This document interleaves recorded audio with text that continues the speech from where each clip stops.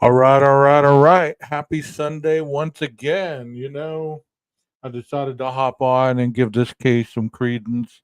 I just got through watching some football that broke my heart once again. I'm a Chicago Bears fan, so therefore, I've gotten used to those Sunday afternoon blues. So at least I have something to give me a little bit of pick me up after watching my team squander a victory away from their hands. It is raining also here in Texas, so I hope you guys are doing all right and you're having a great Sunday. I wanted to talk about Carly Gregg, and if you don't know about this case, I'm gonna do a little bit of. I'm gonna show you the video of the crime, and then I'm gonna go into day one of the testimony, so that way, um, you guys can get an understanding of what this case is all about. Because I'm sure this is going to be a wild one. Even though the decision has already been made about this individual, this whole situation was just terrible. But let me go ahead and play this for you.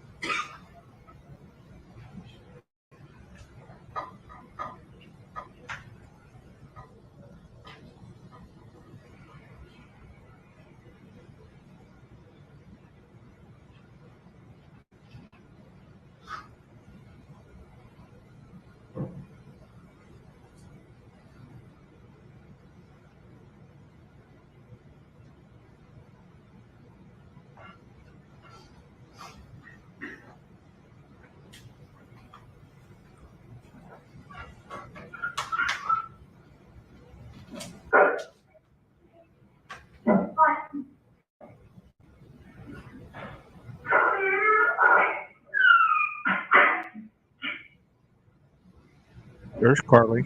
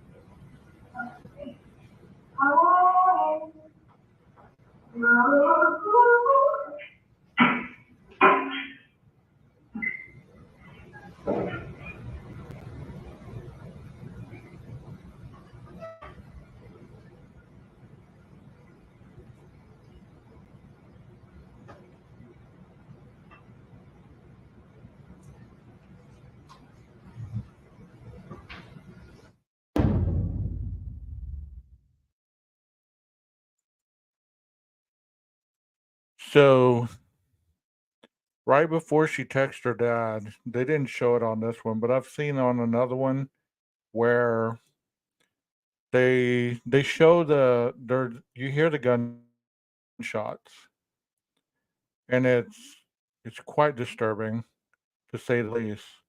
Um, so let's look at day one of the murder trial. Isn't it terrible how you have to be so mindful of adolescents these days? Like everybody's out to kill you, man. It's like, what the hell is going on with these people's minds? So she nonchalantly just went in there and shot her mom. I don't know how many times or any of that. I haven't been versed in this case that long. So let's see what day one holds.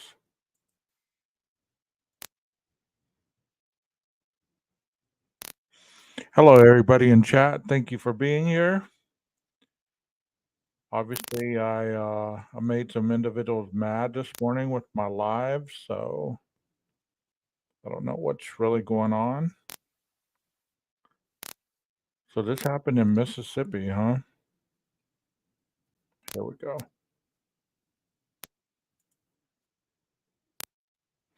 Here are the opening statements.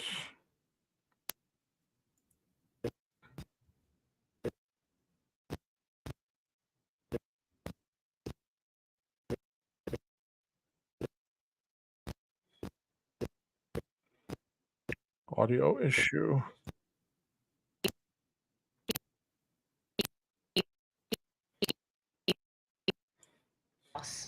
She wouldn't tell him why.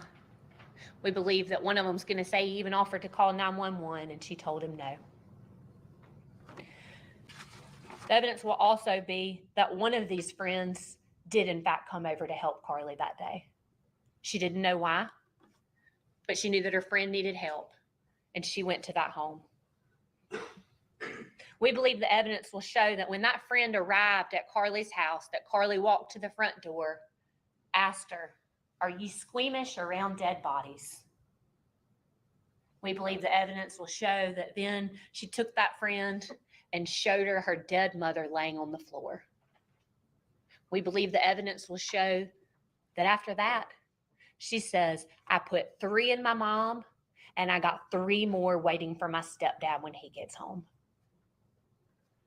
We believe the evidence will show that then she tells this friend, "Hey, why don't you go wait outside in the backyard? My stepdad's about to be home." This friend will testify that she does go in the backyard and she hears gunshots. And the next thing she sees is Carly coming out of the back door. We believe the testimony will be that she fell down, coming out of the back door, gets up and tells her to run. And these two individuals, this friend and Carly, jump over the fence and run separate directions.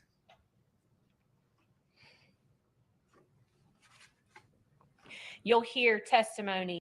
Wow, I had no clue she shot her dad or stepdad as well. So she unloaded that clip on her mom and her stepdad. Wow. That there was a 911 call. You'll hear a frantic Heath Smiley telling the dispatcher, "Oh my God, she's killed her mother. She hit me in the neck. It grazed me. She tried to kill me too. She's run off." You'll hear from law enforcement when they arrived on the scene that Carly Gregg had fled the scene. You'll hear from law enforcement that when they arrived on the scene, Ashley Smiley was very much dead in the floor in Carly's bedroom, and that they found that Heath Smiley had been shot and hit in the shoulder, through and through. You will hear from law enforcement that sometime after the day of the event, they learned that there was cameras involved, that this home had surveillance video. You'll learn that one of those videos was turned over by the living victim, Heath Smiley, and it shows Carly Gregg and her friend jumping over the fence. And then you'll learn that there was another camera in the house on March the 19th, 2024. That camera was in the kitchen, and that's the camera that Carly was hiding the gun out of sight of.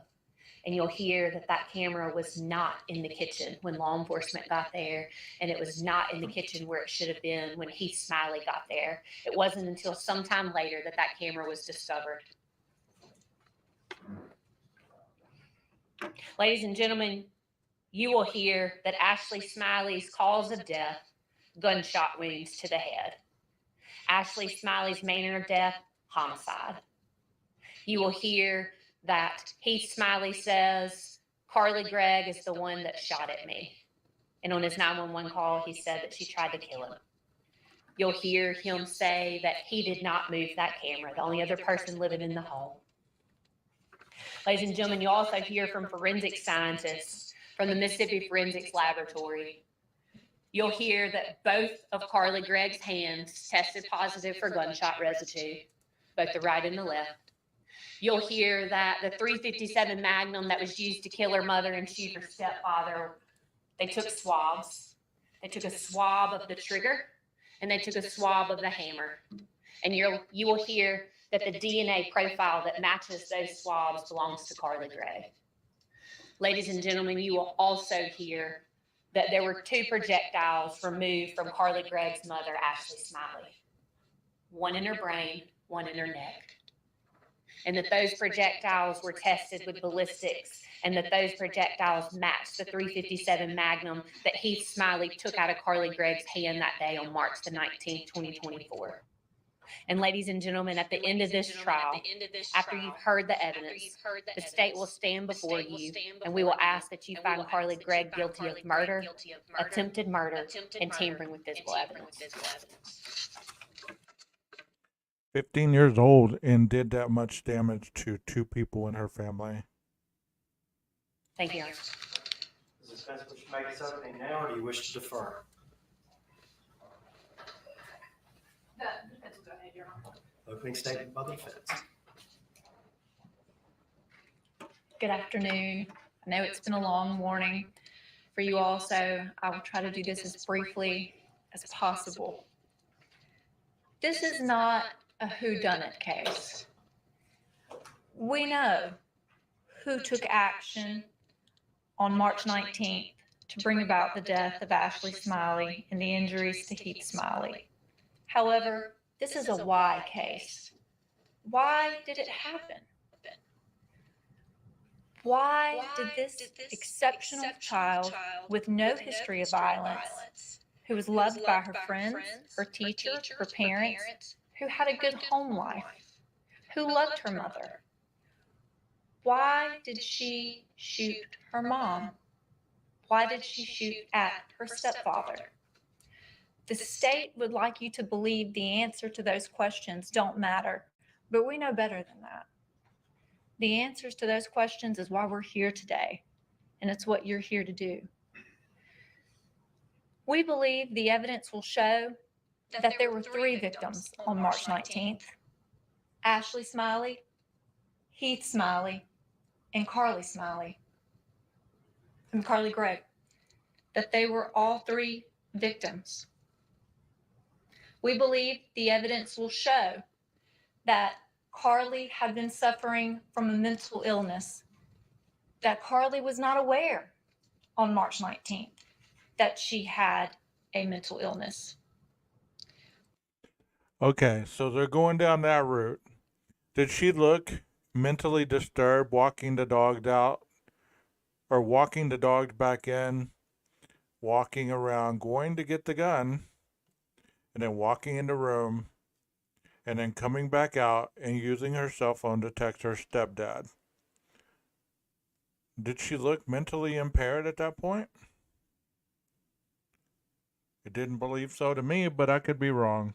We believe the evidence will show that Carly's parents, who lived with her, were not aware that Carly was suffering from a mental illness. We believe the evidence will show that Carly's close friends who saw her at school every day were not aware that Carly was suffering from a mental illness, because it's hard to look at a person and understand that they have a mental illness. It's hard to look at a person and know that they have a mental illness. That's why it's often referred to as the invisible disease. A person can exhibit symptoms of a mental illness without people necessarily knowing that they have one, or other people necessarily knowing that's what another person has. While the events on March 19th were tragic, the events on March 19th were not intentional. The evidence will show, and the testimony will show, that CARLY GREGG loved her mother. That CARLY GREGG and her mother had a loving, close relationship. CARLY GREGG's mom loved her. In fact, her life revolved around Carly, as parents' lives often do revolve around their children. Carly very much wanted to please her mother. Carly was an exceptional student, made a 30 on the ACT when she was 13 years old. She was the apple of her mother and her stepfather's eye. And you will understand by the conclusion of this hearing why Carly's stepfather is still supporting her and standing behind her. Because he knows on March 19th, there were 3 victims: Ashley, Heath, and Carly. The state will ask you to take your good judgment, to take your common sense, and to put it in a bucket, to put the lid on the bucket, and to toss the bucket out of this courtroom.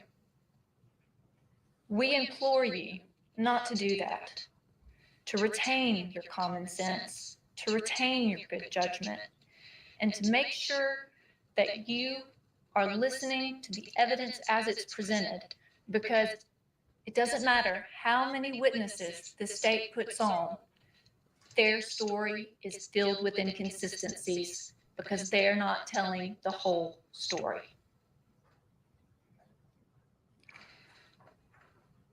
The evidence will not show that Carly was ever deemed dangerous by anyone. The evidence will not show that Carly ever had any desire to hurt her mother. The evidence will not show that Carly ever had any desire to hurt any person. The evidence will not show that Carly invited people over to her house to view her mom's body. What it will show is that on March 19th, a hysterical Carly called her closest friends, begging them for help, begging them to help her. The evidence will show that Carly did not recognize Heath Smiley when he got home that day. You'll hear that from him himself. The evidence will show that Carly was so terrified when Heath Smiley got home on March 19th that even after Carly left the house, Heath walked around the house with the handgun in his hand, looking for an intruder, because he was convinced by Carly, by how she appeared, by how she acted, by what she did that day, by the child he had known for years that he was seeing on that day, that she was terrified, something horrible would happen, and that there must have been someone else in that house to cause that kind of terror in Carly. What the evidence will not show is that Carly had a drug problem. What the evidence will not show is that Carly and her mother had any argument on March 19th. What the evidence will not show is that Carly had any desire to hurt her stepfather. What the evidence will not show is that Ashley Smiley was angry when she left school that day, or that Ashley Smiley was upset with Carly when she left school that day. Okay, but did that mean that she deserved to be shot? I mean, there could have been a drug problem. There could have been being upset with your child. But at what point does that mean that she was deserving of being shot? I mean, I understand what she's saying, but still, her job is to present doubt in the minds of the jurors. I get it.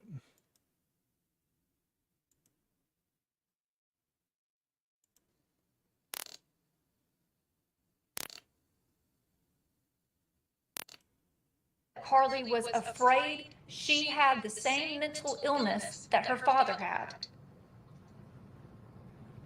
Carly, the evidence will show that Carly's mother had worried for years about Carly having the same mental illness that her father had.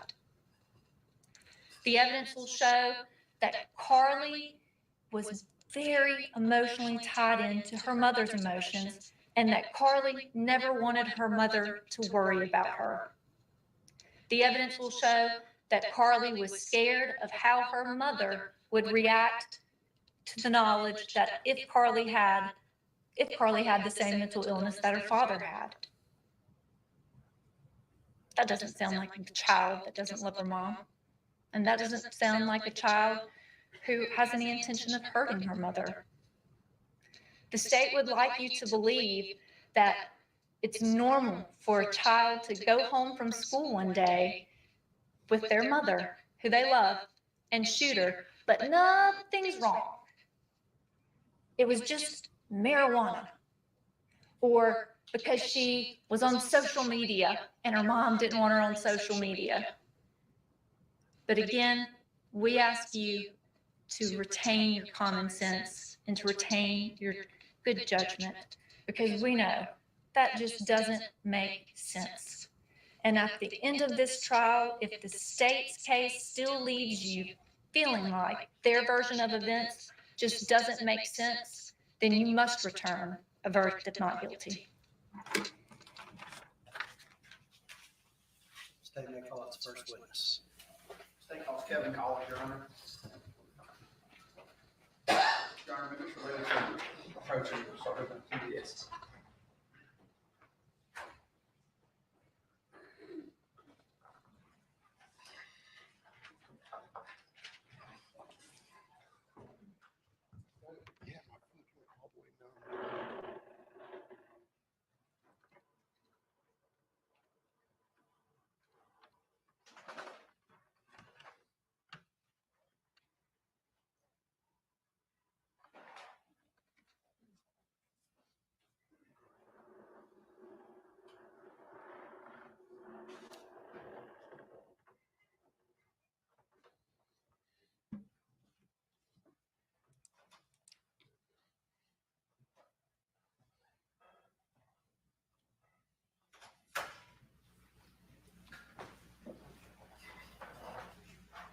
Do you swear or affirm to tell the truth, the whole truth, and nothing but the truth, so help you God? I do.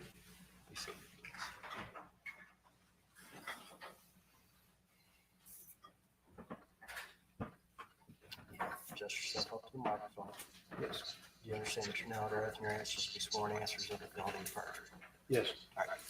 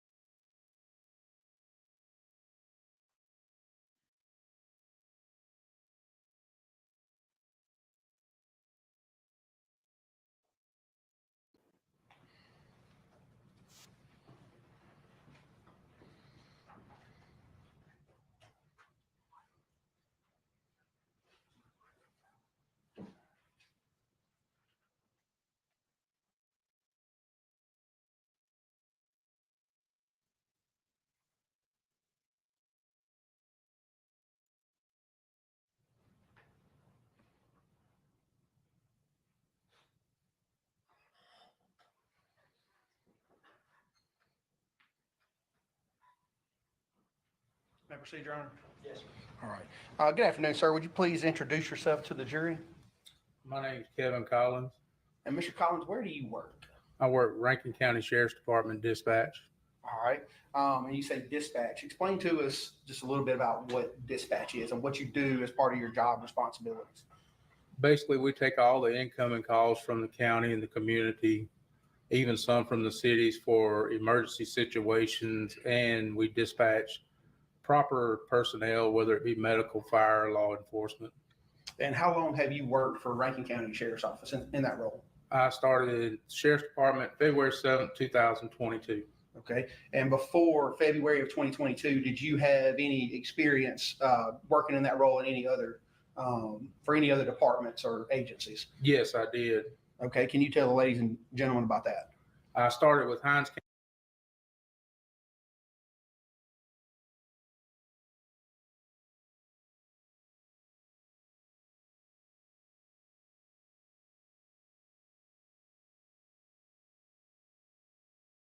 County Sheriff's Department in June of 2007.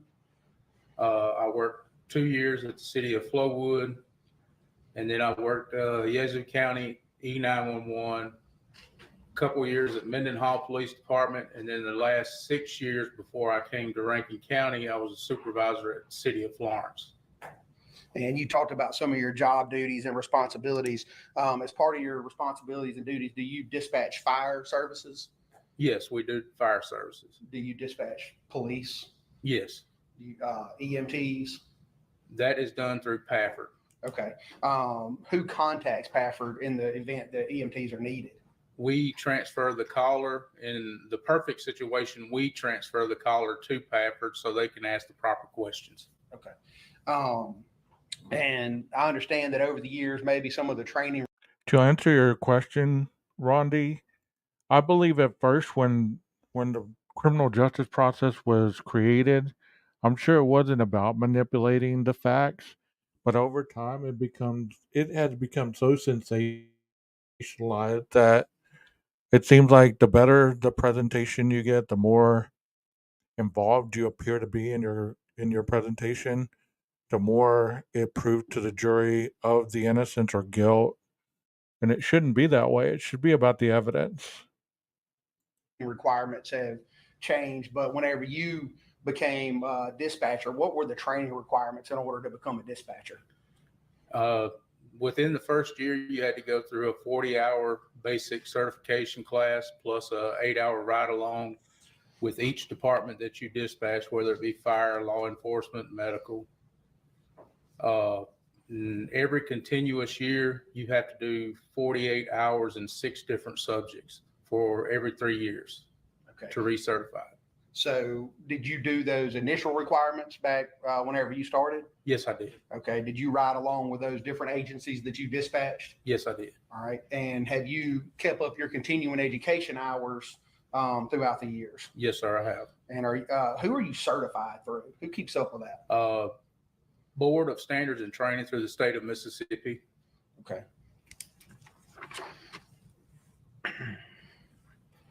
And you said you've worked at Rankin County since February of 2022. Is that correct? Yes, sir. Okay. Do you guys work in shifts, or how does your schedule work? We do.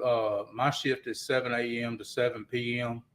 and we do a 3-2 split, which is like 1 week we'll work Monday, Tuesday, and then the Friday, Saturday, and Sunday, and then the next week we will work Wednesday and Thursday, and it just alternates the following weeks. Okay. How many dispatchers work at a time for Rankin County? There's 4 of us at a time on duty. And how do you guys handle calls that come in to, say, 911? If it's an emergency situation, then, you know, we've got this thing where we'll snap our fingers and somebody else will pick up on the call. That way one of us can get all the information we can while the other one's dispatching it out. So is it possible that more than one person can be listening to the call at the same time? Yes. Okay. And I want to take you back to March 19th of this year, March 19th, 2024. Were you employed as a dispatcher with Rankin County at that time? Yes, I was. And that was as a dispatcher? Yes, sir. Okay. Were you working that day? Yes, I was. Do you recall receiving a call from an individual by the name of Mr. Heath Smiley that day? Yes, I do. And what was the reason for Mr. Smiley calling 911?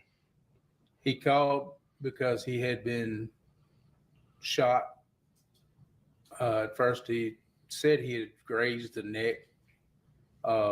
Once during the middle of the call, he then stated that his wife was also shot dead on the floor, and continued to talk to him until deputies arrived on scene. And do you recall the address that Mr. Smiley was calling from? Yes, Can you imagine having to make that phone call? That would have been one of the hardest phone calls you'd have to make. Walking in, your wife shot, and then a couple minutes later, you're being shot by your stepdaughter. I mean, that is insane. And didn't it say that she had a mental breakdown? She didn't know she was mentally ill at the moment. How did she not know? She had the mental capability to shoot her mother, call her friend over, and then to go in and shoot her father. How is that not culpable? it was 214 Ashton's Way. Okay. Is that address located in Rankin County? Yes, it is. Okay. Mr. Collins, how would you describe Mr. Smiley's demeanor whenever you first picked up the phone that day? He was very distraught. At first, I thought I was speaking with a female. It wasn't until I found out his name that I knew it was a male. And then I just continued to get further information from him, what I could. He couldn't even, when I asked him the address the first time, he couldn't even tell me the address. I went off of the 911, which gave us, I believe, 215 Ashton Way. And then later on during the call, I verified with him what his address was. Okay. And you mentioned that Mr. Smiley stated that he was grazed and that his wife was dead. Did he tell you anything else? He also advised that his stepdaughter had shot him and that he had taken the gun from her, and she ran out the back door wearing, I believe, a gray shirt and jeans and went over the back fence. I got a description from him that we could pass along to our officers, and that's about most of it, except he did also advise that she had been going through some things and was on medication trying to deal with some stuff. Okay. When someone calls 911, are those calls recorded? Yes, they are. And do you know whether or not those calls are kept in the normal course of business by the Rankin County Sheriff's Office? Yes, they are. Okay. Do you know whether your call with Mr. Smiley on March 19, 2024 was recorded? Yes, it was. And do you know whether or not that call was kept in the normal course and scope of business by the Rankin County Sheriff's Office? Yes, sir. Okay. Have you listened to that call before? Yes, I have. May I approach, Your Honor?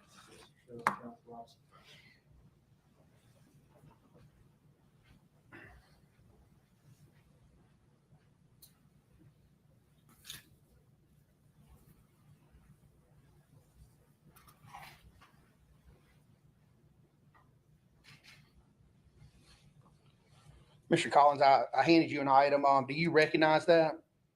Yes, sir. It's the disc of the recording And how do you know that's what that is?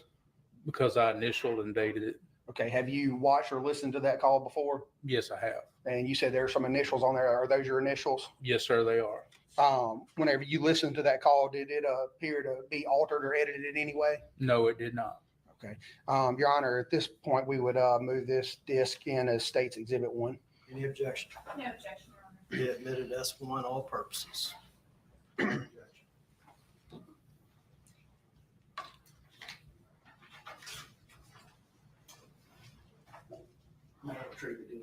Yes.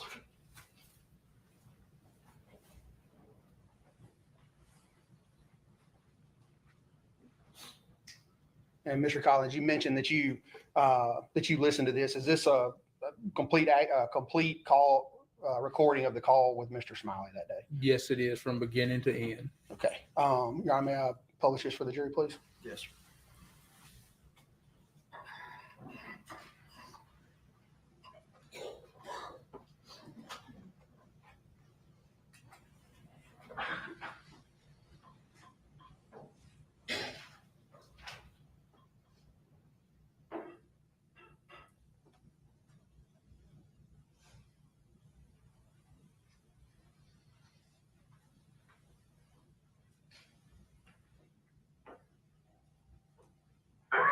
What's the location of your emergency?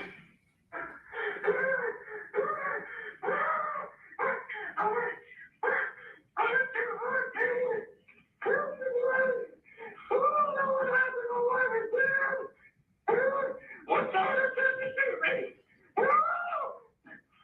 Your daughter tried to shoot you? Yeah. She was shooting at me.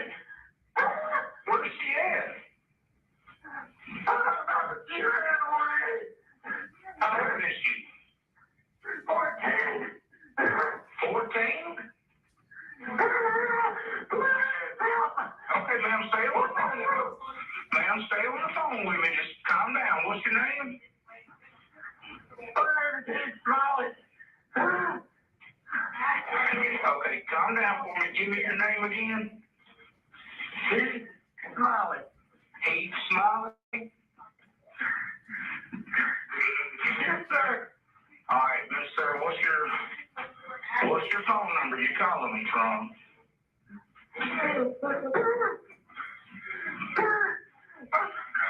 Did she hit you? Yeah, I got hit in the neck a little bit. Okay, so did it graze your neck? Yes, sir. All right, and what's her name? CARLY GREGG. CARLY GREGG? Does she still have a gun on her? I took it from her. She ran. You took it from her and she ran? Yes, sir. She was screaming something at me I couldn't understand. I locked the door. She's outside. I don't know what's going on. Which way did she run off to? Do y'all think after a while these dispatchers and 911 dispatchers, they have to go through any kind of therapy or anything, or they get jaded to life based on all the stuff they hear on a daily basis? Because they hear the worst of the worst day in, day out, especially when they're working. Do you think they have different coping skills to get them through their careers?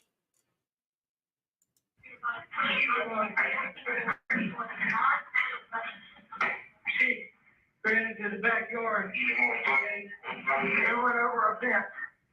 Ran into the backyard and went over your fence? Yeah. What is she wearing? T-shirt, gray shirt and some jeans. Gray shirt and jeans? About how tall is she? 5'2". About 5'2"? What color hair? Brownish, short, brownish, and short hair. 5'2", but back door, she opened fire on me. And was just screaming.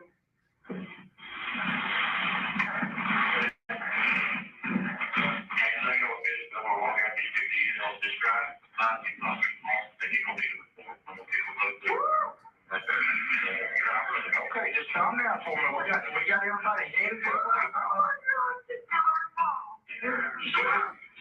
She what? She killed her mom.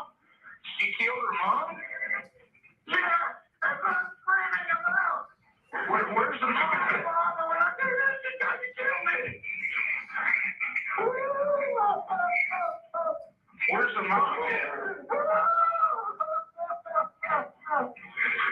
Sir. Sir.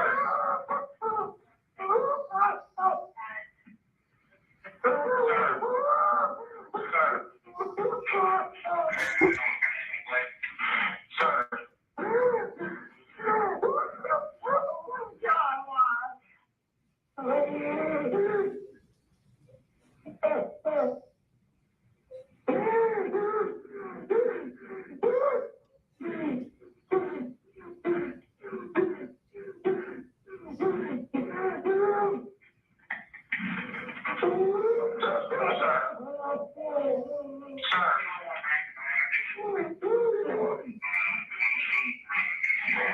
So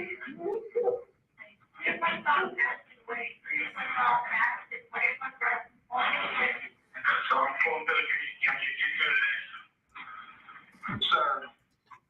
Okay, your address is 215, correct?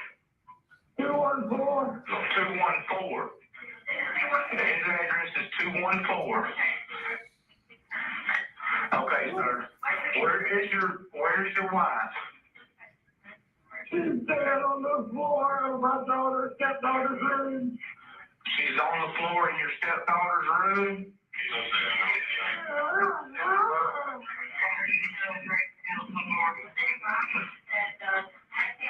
What's your wife's name?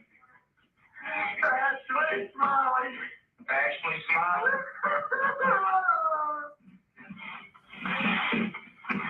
Was there any problem, sir, I need you to speak with me, okay? Can you go outside the house and speak to me?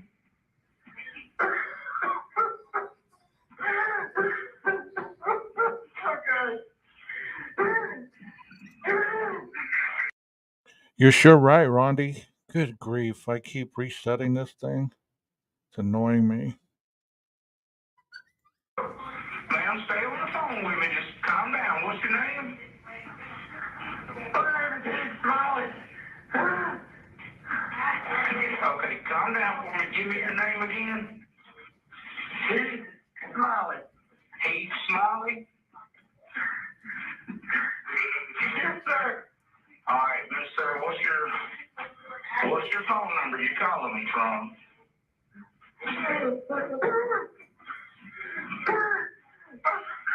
Did she hit you? Yeah, I got hit in the neck a little bit.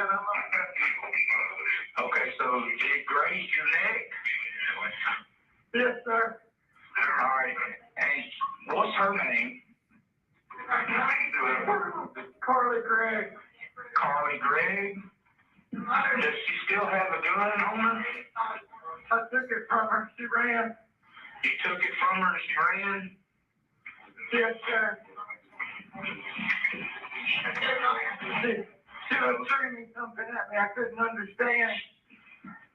I locked the door. She's outside. I don't know what's going on. Which way did she run off to?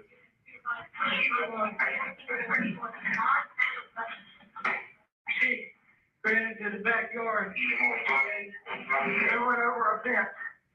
Ran into the backyard and went over your fence? Yeah. What is she wearing? T-shirt, gray shirt and some jeans. Gray shirt and jeans? About how tall is she? 5'2". About 5'2"? What color hair? Brownish. Brownish and short hair. Back door, she opened fire on me. And was just screaming.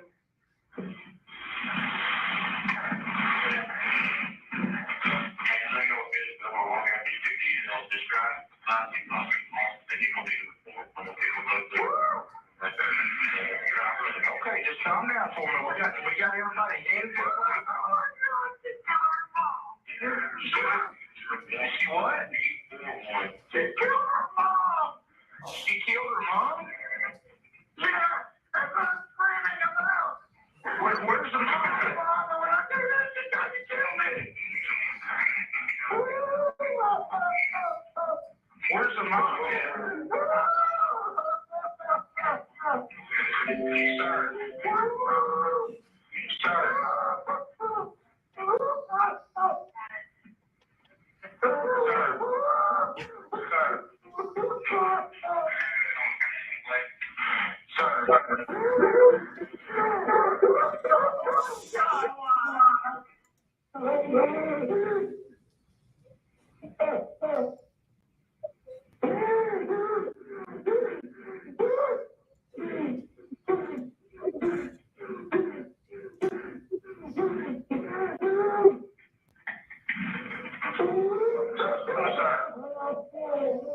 Sir. So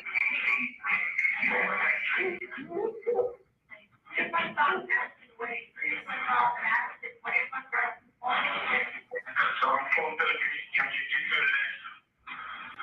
Sir. Okay, your address is 215, correct? 214. 214. His address is 214. Okay, sir. Where's your wife? She's dead on the floor of my stepdaughter's room. She's on the floor in your stepdaughter's room?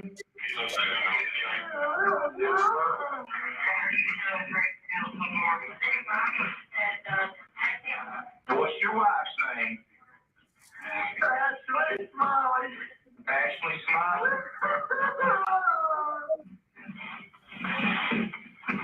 Was there any problem with you, sir? Sir, I need you to speak with me, okay? Can you go outside the house and speak to me?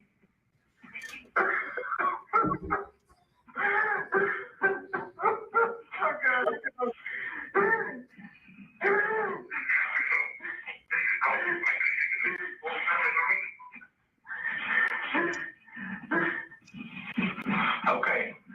Now, was there any problem going on with your, is it your stepdaughter or?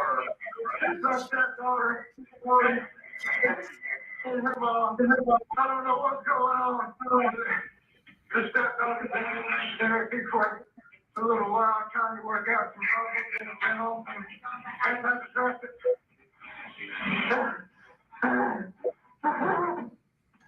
Okay, and you say your wife has been shot?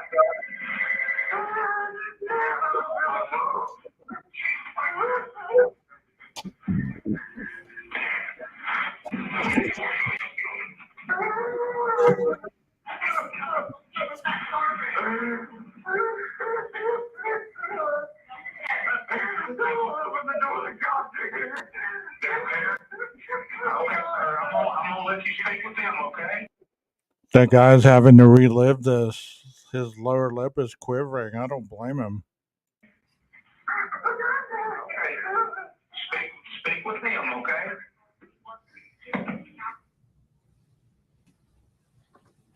No further questions, Your Honor.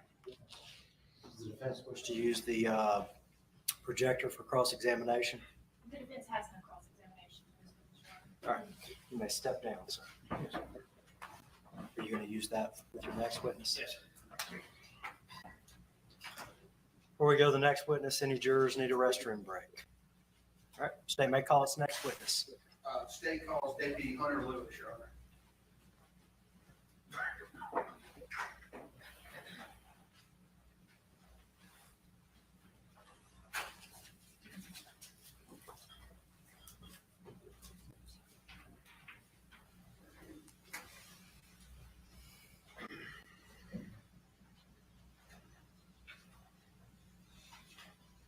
This is such a sad case. Do y'all agree? Can you imagine? 15 years old. 15.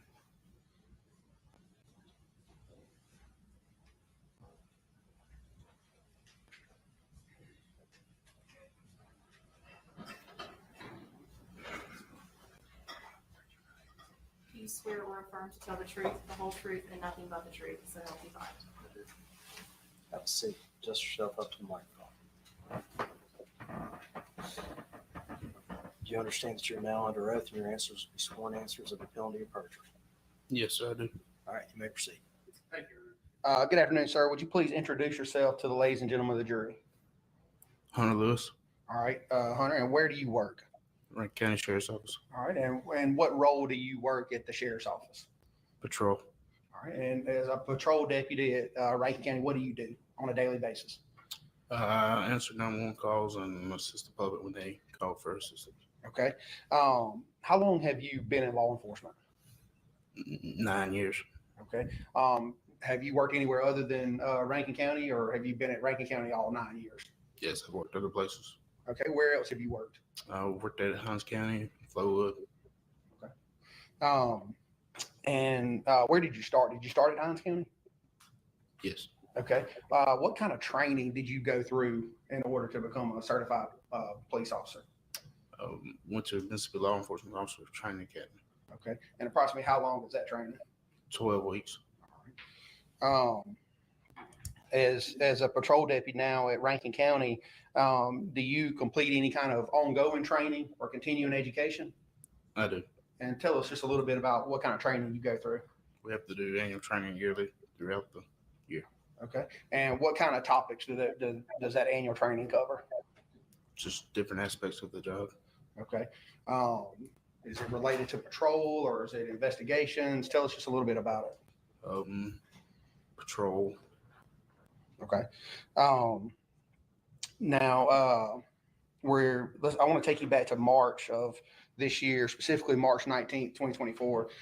Were you employed as a patrol deputy at Rankin County on March 19th, 2024? Yes, sir, I was. All right. Do you recall receiving a call for service at 214 Ashton Way?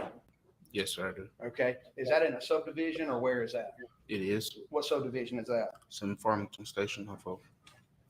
Okay. Is that in Rankin County? Yes, sir, it is. All right. Did you respond to 214 Ashton Way? Yes, sir, I did. Whenever you arrived at 214 Ashton Way on March 19, 2024, were there any other law enforcement personnel there whenever you arrived? No, sir. So were you the first one there? Yes, sir, that's correct.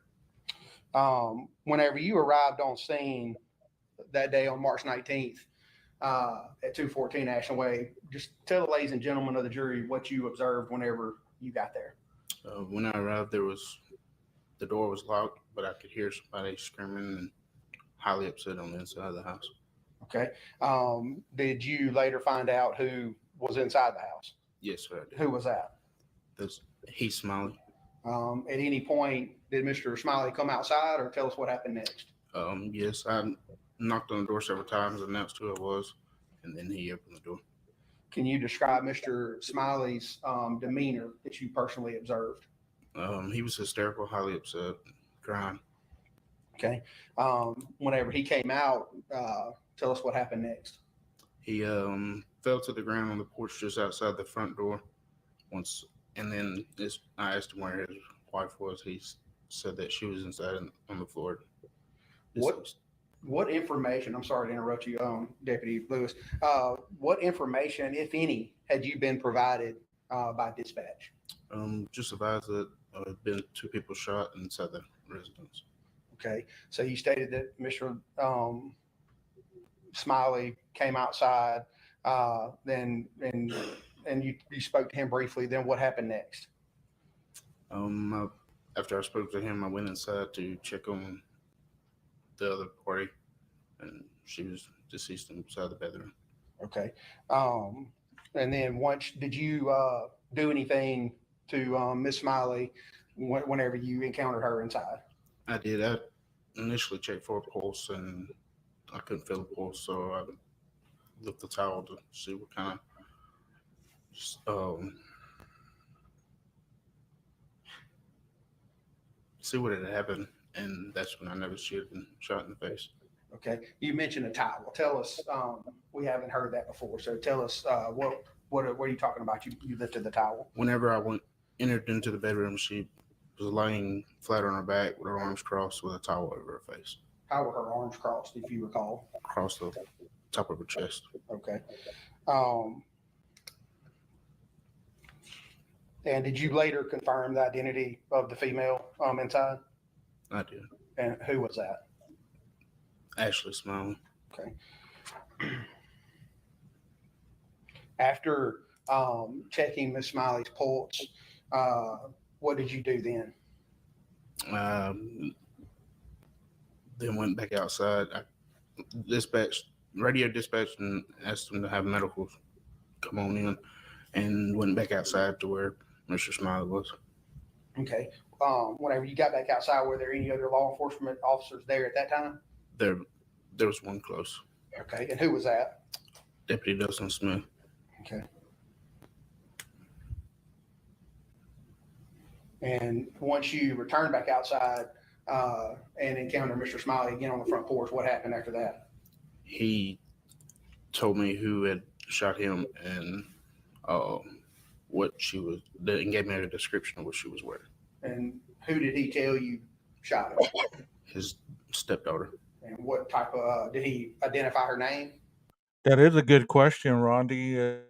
Is what would have caused this person to just want to shoot the mother and shoot the stepfather? And then this individual arrives and he sees this situation. I mean, it's heartbreaking all the way around. CARLY, GREGG. Okay. And what did he tell you she was wearing?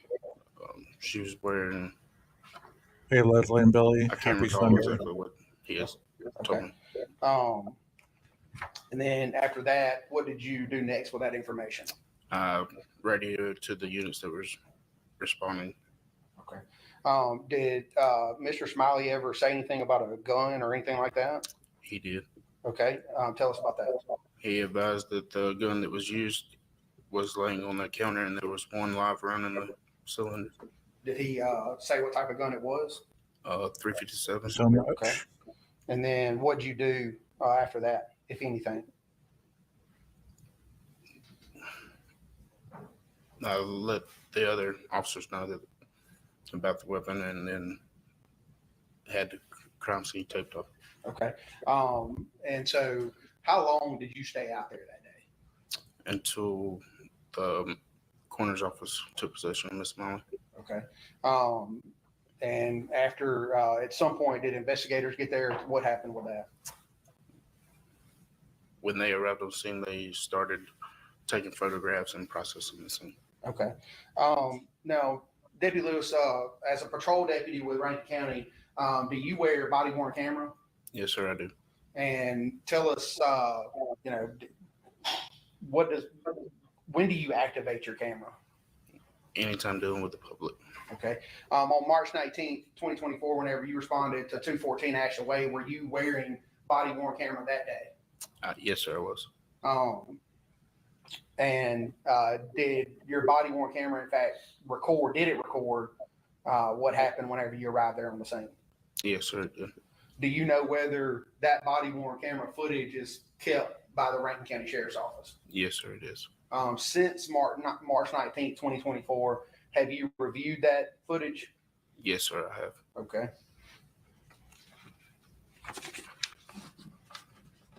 Approach on.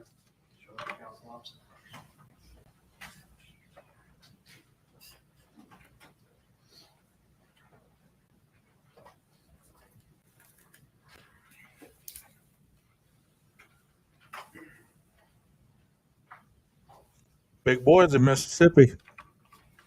Deputy Lewis, I handed you an object. Do you recognize that? Yes, sir, I do.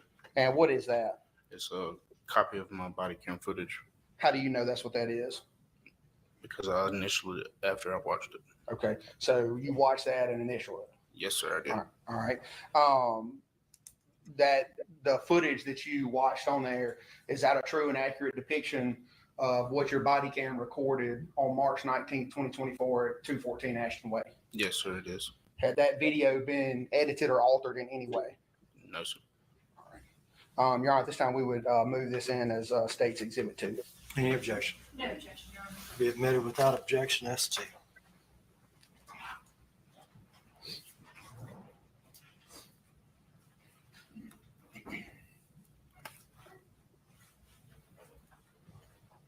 Your Honor, I would ask for permission to post this to the jury. We good down here in the South, Rondi. We good.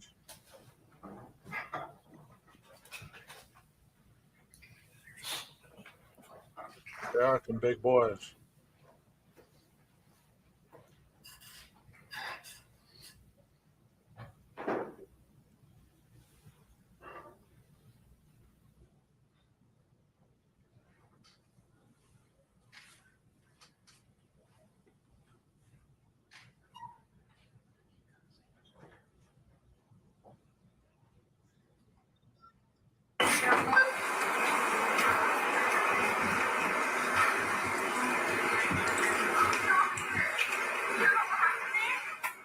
Y'all go back inside.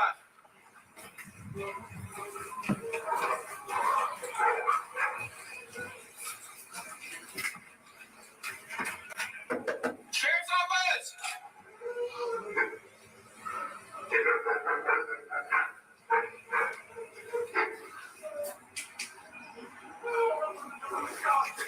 Sheriff's office! Hey, come on, stop. Hey, come on. Hey, where's your wife at, bud? Where's your wife at? She's still on the floor in that room.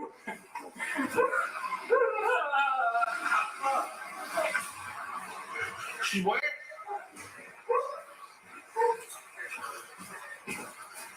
Sheriff's office!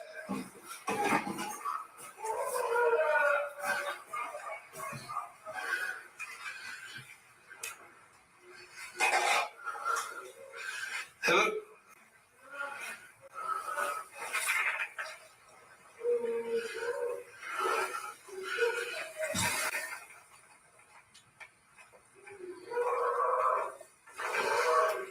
That's I need medical here.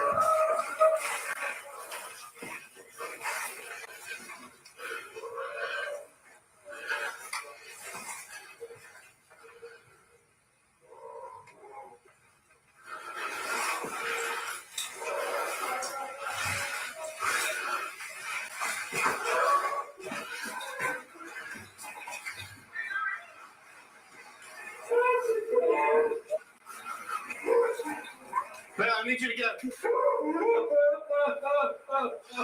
Hey, where's your son wearing? Hey, can you tell me what your son's wearing? Hey, I need you to talk to me. What is your son wearing? She was in jeans and a thick grayish t-shirt. She's got short brownish hair. So, jeans, a gray t-shirt, short brown hair. She ran into the backyard. I tried to follow her. She jumped the fence and ran. She shot me in the neck. But It's okay. does she still have the gun? It's on the kitchen counter. I think there's one light round left in it. I opened the cylinder. I went in the back door. She tried to shoot me. Hey, I need some gloves.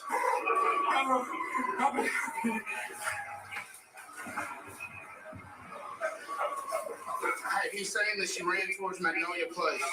Are you sure? He's gray, but he's 10-2. Hey, what's in his shirt? They got me right there. Magnolia Place, the gate is side of the street. She went over the side back towards my vehicle. She might have looked around this way. Might look back going back towards the pond right there. Hold on just a second, look.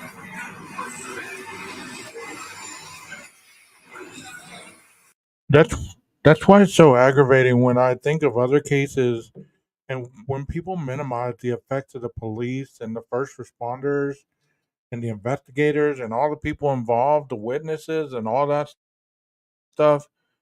You know it's a chaotic scene. You're hearing it on this case. And I'm sure that every case you've ever listened to, it's never been such a subtle, oh, it just there's been a shooting, there's been a murder, there's been this. It's never that calm. So when people act like it's just another day at the office, that this was just another in other cases, when they act like it's not that big of a deal, do you not hear the torture in this man's voice? His wife just got shot. He just been shot. I mean, it's not anything to laugh at. It's not anything to ridicule, in my opinion.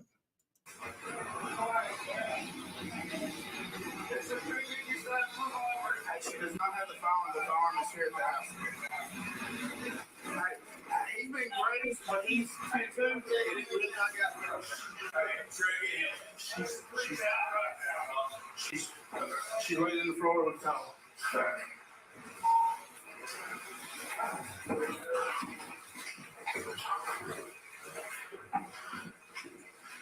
She's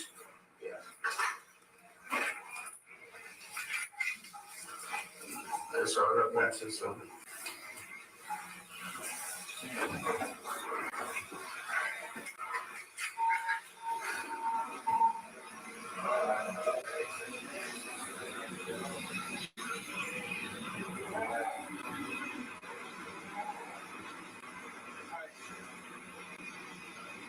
We're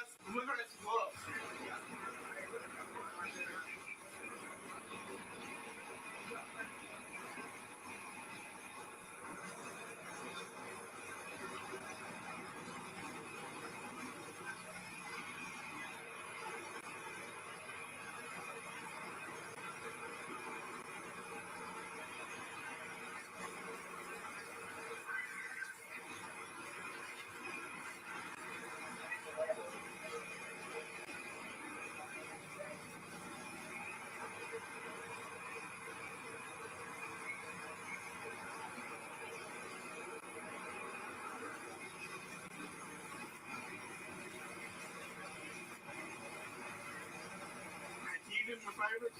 Will you take that tape right there and just go to the tree, from my car to those trees? Actually, go for the mailbox.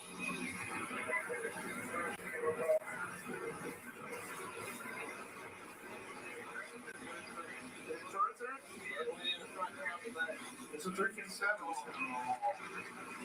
G7? Does she have any kind of, what's her name? What? Carly Gregg. Carly Gregg? How old is she? 14. She'll be 15 next month. Okay.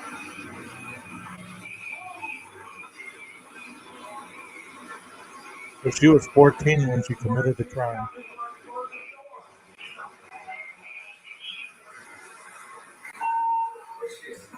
She jumped the fence, he said.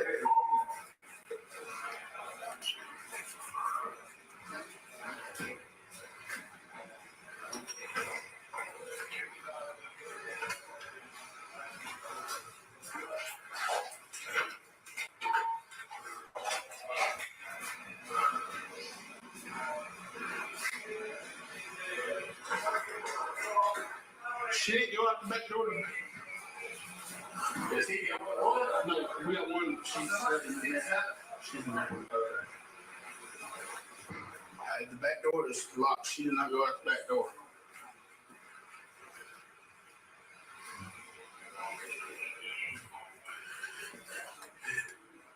Therefore, that's what he's claiming.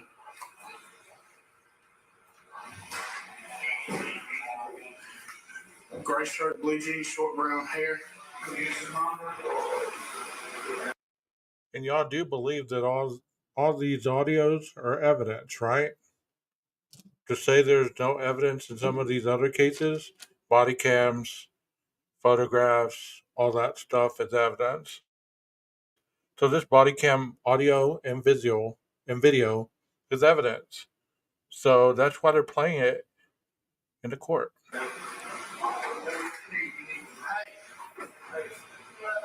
Y'all do be advised, there's several firearms in the house. But the one that he's saying was used is laying on the table, but they don't need you not on it. We don't know the shit she's gone. We're going to look through it.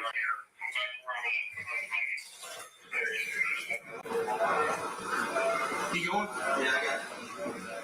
96 headed to you.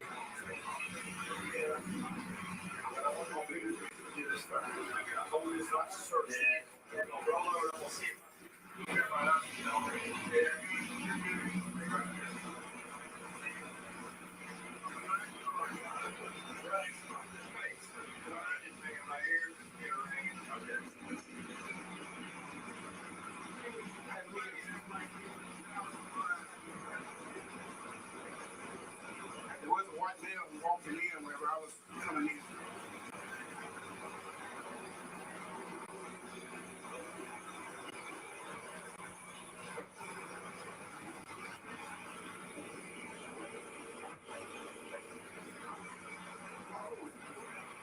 She's 14.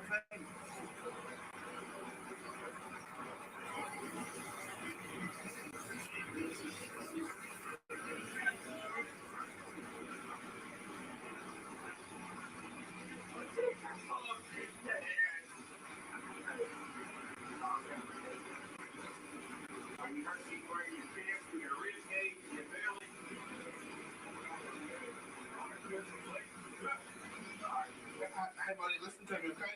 I need to get some information from you. What is her name again? Carly, C-A-R-L-Y. C-A-R-L-Y? Carly Madison Gregg. G-R-E-G-G. G-R-E-G-G? She's my stepdaughter. All right. Her dad lives in Starkville, and we're having all kind of problems with him. He's okay. Drugs and stuff. What is your name, sir? Smiley. He's Smiley? Okay. She's getting back to that. All right. Hey. What's your wife's number? Name? Ashley Smiley. All right. Have you called her? Have you called her? Call her. Your wife. I just want to know twice when I was in there looking for her.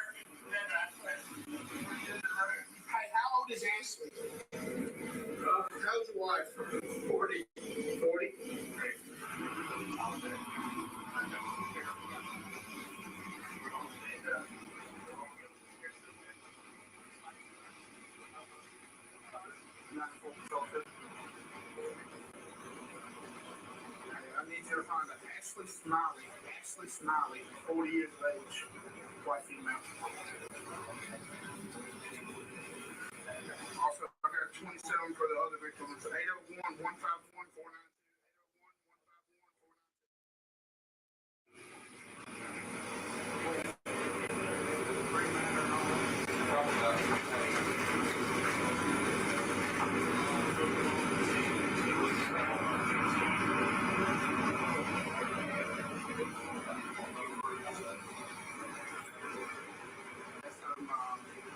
Suspect is going to be CARLY, CARLY, Madison, Gregg.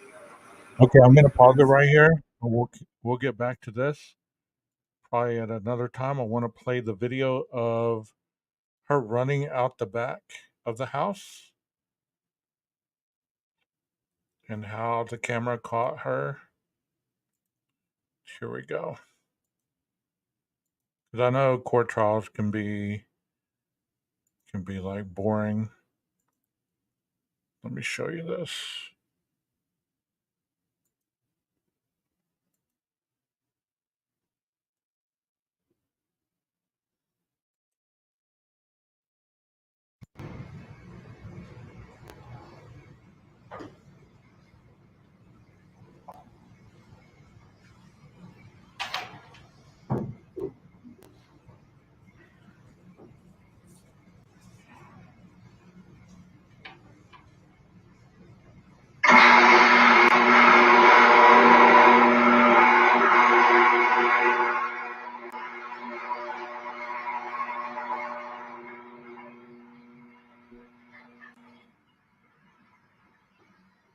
So I think this is a dad arriving home.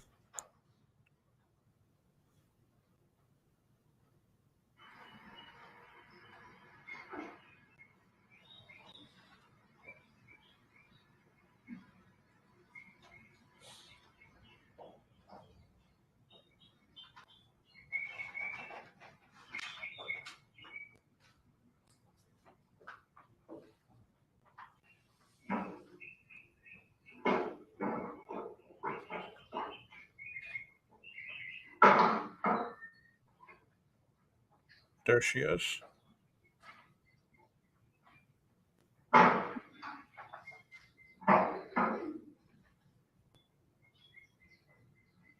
Yeah, she did. Her friend's there as well.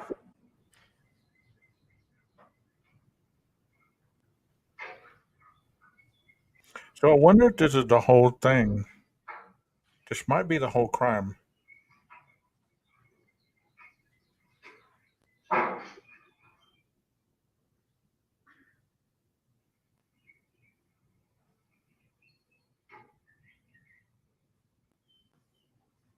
Like I said, I'm not well versed in this crime yet, so excuse my ignorance if I mispronounce some things.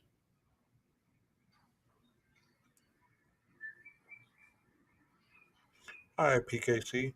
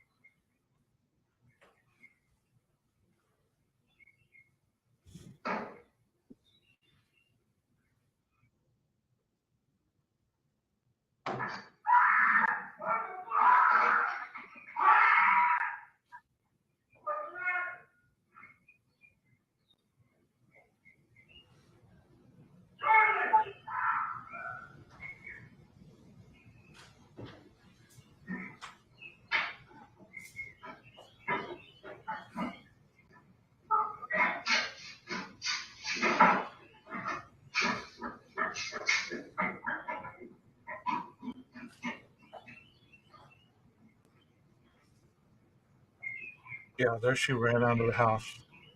And I think that was her friend behind her.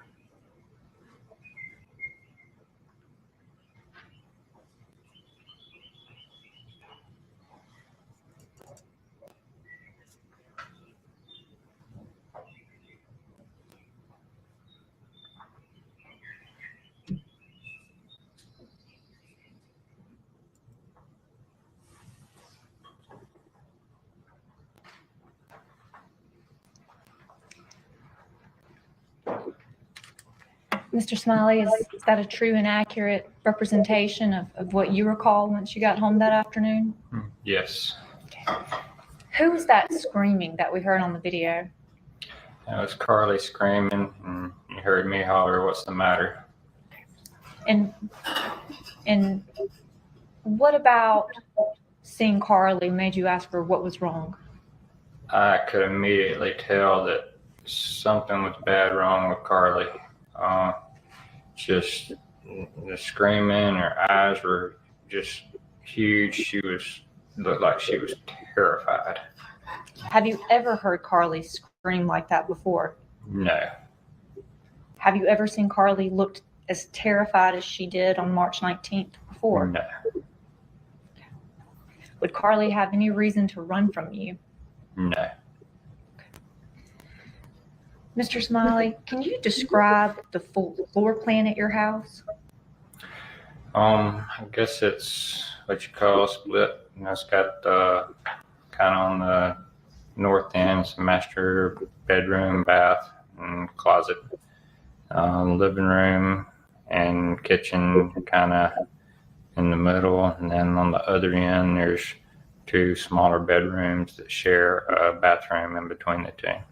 And where was Carly's bedroom? It was on the southeast end of the house. And Corner. you mentioned that there was where Carly's bedroom was, there was also a bathroom and another room. Yes. What did you use that other bedroom for? A lot of just journal storage stuff, and had some weights, and there's a little treadmill in there. Kind of what we call like a junk room. Yeah, a lot of junk in the closet on a shelf and laying around. And Okay. And is there a hallway that separates the kitchen and the living room from that side of the house? yes, And where was the indoor camera located? it was in the corner of the kitchen/dining room open area. And is the kitchen, living room area of your house, is that open? Yes. And let me ask you this. How would you describe your and Ashley's marriage? We got along great. We, I don't guess we ever really had anything we just disagreed on or anything. And were you still in your honeymoon phase? Yeah. And just for the record, you can't nod. You have to answer yes or no for the court Yes. reporter. Yes. I'm sorry. And what, if anything, had Carly told you about her biological dad, Kevin Gregg, doing drugs? Everyone that I can think of, it sounds like he has either tried or does regularly. And what did her biological dad doing drugs in her presence? He was constantly doing drugs in front of her, blowing smoke in her face. Turns out that he sat her down and made her drink a entire beer when she was 12. And what, if anything, had Carly told you about her dad offering her drugs during her visitation periods? Not sure on that, but I think she said they were laying around all over the place throughout his house. And I think he had tried to get her to do some various things at one point or another. And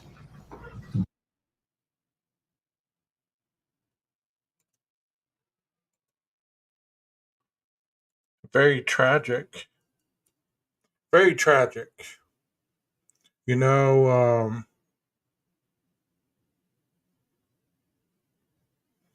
yeah, they did sentence her already.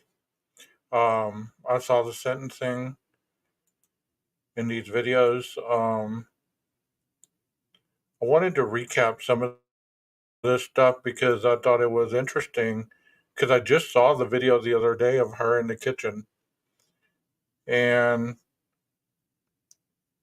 let me play that again for anybody that came in late. Let me play that kitchen video again. And then I'll probably be done with this for tonight. I hope you guys have enjoyed it. It's disturbing to say the least. Here we go.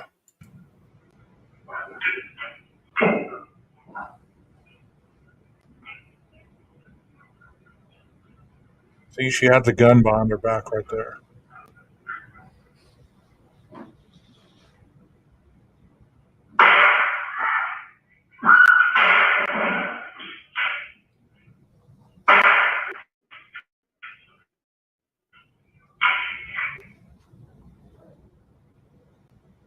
See, she shot her 3 times.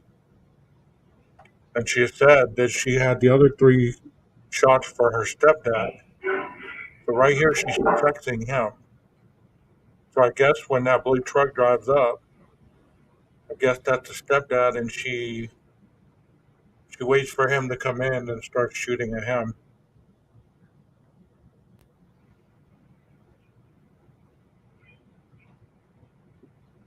Does she look like in a mental crisis? Does she look mentally ill right there to you guys?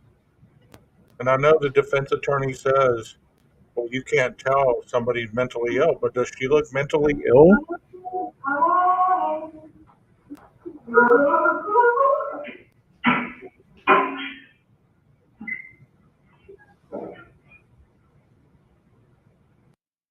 See, she shot the mom, texted dad to come home, I guess, and then she shoots at him. He takes the gun away from her, and then I guess he calls 911. After she runs out the back with her friend, she calls her friend over. Her friend comes over. She asks her friend, have you ever seen somebody shot or bleeding out of the head or something like that? The friend says no.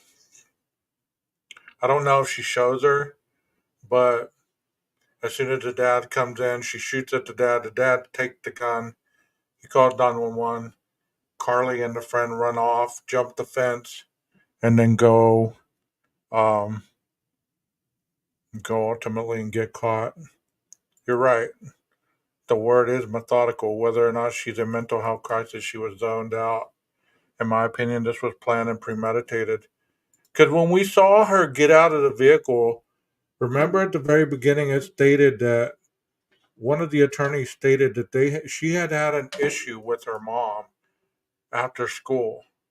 So whatever that issue was, obviously she went back into the vehicle and got something and then came into the house. It's just very tragic that, I mean, you heard it. You heard those 3 shots and the scream. And it happened so quick that her mom obviously couldn't react. But can you imagine being a stepdad walking into all that and then you're being shot at and you got to take the gun from your stepdaughter and call the 911? Very chaotic scene. So when people say that these crime scenes are very calm and, people are not as hysterical and all this stuff, can you really imagine that people could see a dead body or somebody shot and not be all over the place? How many of you in the chat can walk into a crime scene and just be calm as all get out like you see this every day? I don't believe many people could do this. And to say that in some of these other crimes that I discussed, Alex Murdaugh, Delphi, Gilgo Beach, Stephen Stearns, all these cases, people want you to believe if they're against the person that killed the the victim, then they're for it. They're for, oh, the brutal crime, this and that and the other. The cops got it right, all this. But if they're not, then all of a sudden it's a big conspiracy, and nobody heard anything. It was just a calm crime, and nobody. The next day, people were just sitting outside singing "Kumbaya," and one person collapsed, and it wasn't chaos all over. Come on, man. Come on. Get off the gas. You know what I mean? Get off the gas. You know, it's disturbing is the word I guess I would use. Wouldn't you agree? What do y'all think, Chad, about this case? Because y'all just heard the opening argument from the defense. You heard pretty much the 911 call. You heard all that stuff. What do you think about it? Give me your thoughts. Because I find it disturbing in all aspects of the word. All aspects of the word. Let me hear it. Let me hear you. Type it in there. It's disturbing, right? Wouldn't you feel that this individual did premeditate it? Wouldn't you feel that this individual planned that day to say, you know what? I'm going to kill my mom the next time she messes with me.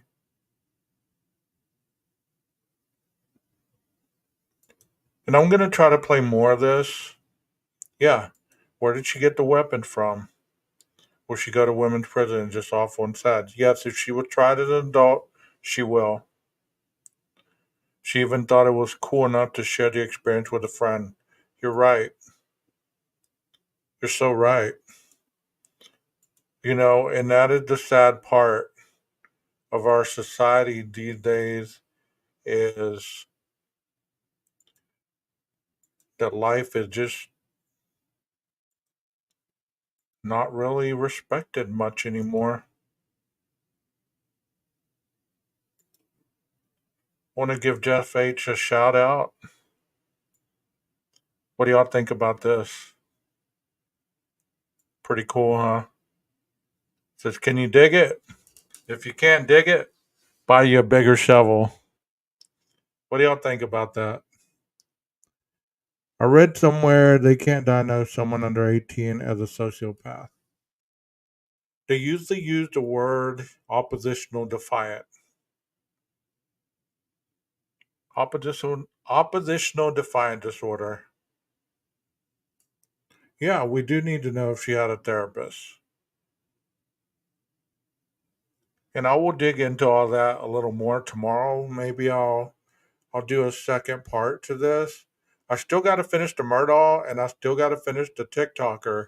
So I don't want to get too many in the irons in the fire because I want to complete one of them. So what do y'all think about that? That's my statement. Um, I think I heard the weapon was in between the mattresses. Apparently, there were threads from her real dad, so it was supposed to protect them from him.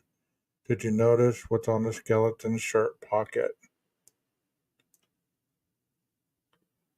It is a 12. Y'all see that? It's a 12 on there. What do y'all think about that? Oppositional defiant disorder. Yep. That is too cool. Thanks, Jeff. That is too cool.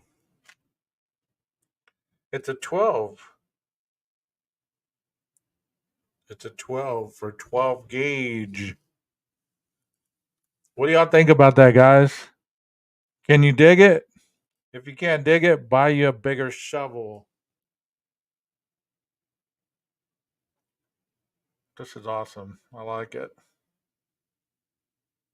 Looks like me too, all old and decrepit.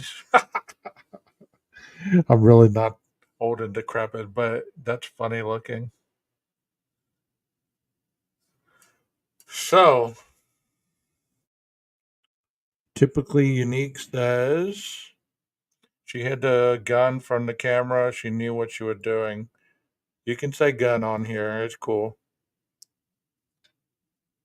Teachers can ID them unofficially, just speculate.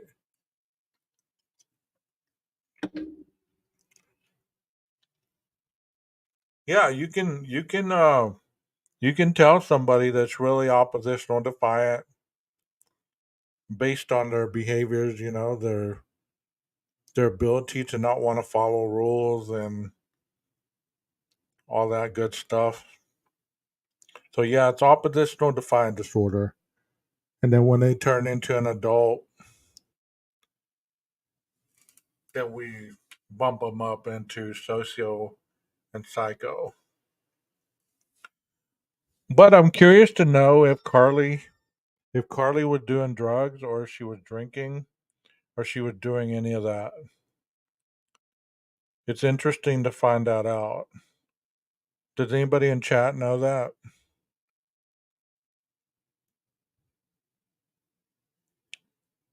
Awesome. Sociopath versus psychopath are what happens after ODD, in my opinion, are minored in psych. Yeah, you're right. You're right.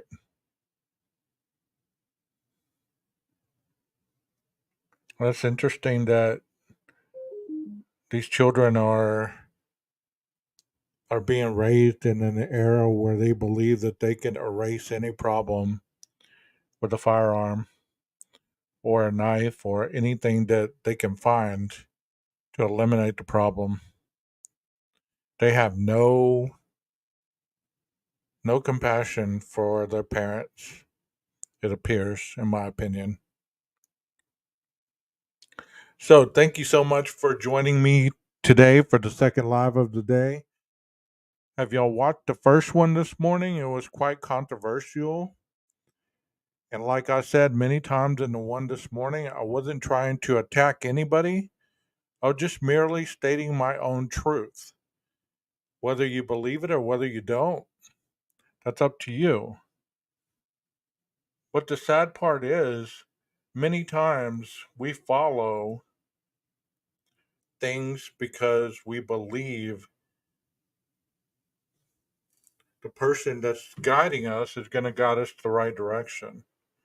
And it is a responsibility of a content creator to take that responsibility and hold it true to their heart, because if you really care about your subs, you're not going to guide them in a direction that's going to harm them or the content that you're trying to present. But it's strictly my opinion. So I hope that if you do watch it, that you watch it with an open mind and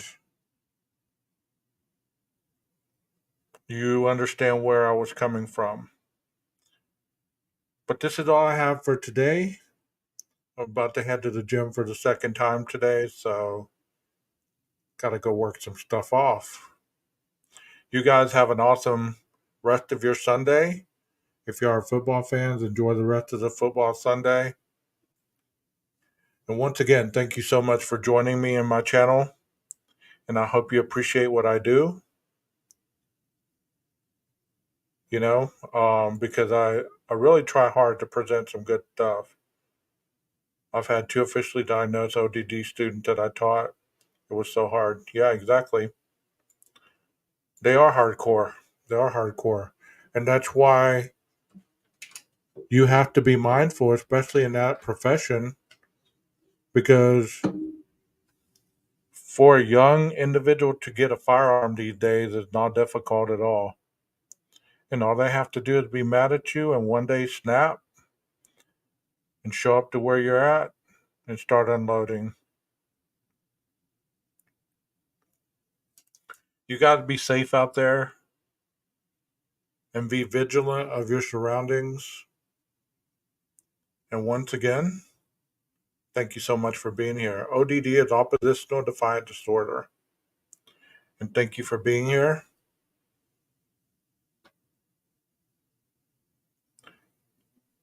Can you dig it? I think y'all can dig it, right? Y'all showed me that you can dig it. You keep coming back. So obviously you bought a bigger shovel. Maestro, why don't you cue that music?